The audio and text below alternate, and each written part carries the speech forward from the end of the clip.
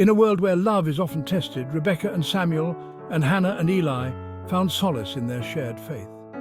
These two couples, bound by friendship and devotion to God, soon became engaged, their futures bright with hope and anticipation.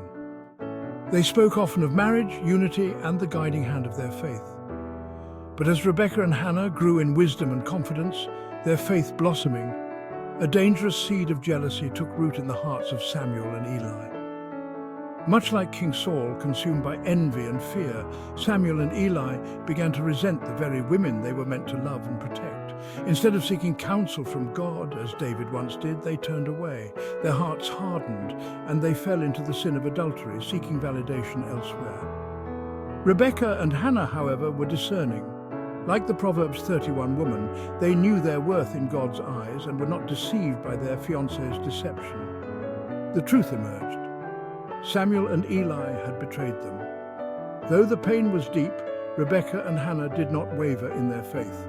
They recalled the words of Isaiah 54:5, "For your Maker is your husband, the Lord Almighty is his name." They knew their true worth was in the Lord, and he would never fail or forsake them. "We are not bound to these men's sins," Rebekah declared with the strength of Queen Esther.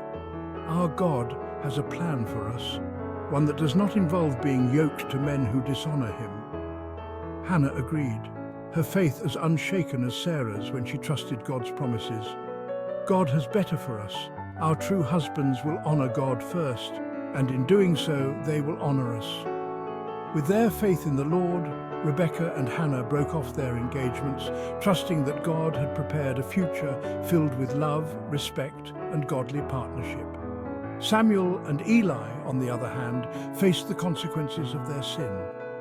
Like Judas, filled with regret too late, they realized they had thrown away something precious. The other women vanished, leaving them empty and lost. Their guilt consumed them, just as Cain was consumed by his own sin, wandering in spiritual exile. Rebekah and Hannah moved forward, shining as daughters of the King, knowing their worth came from their Creator. In time, God brought into their lives husbands who reflected Christ's love, men who honored and cherished them as God had always intended.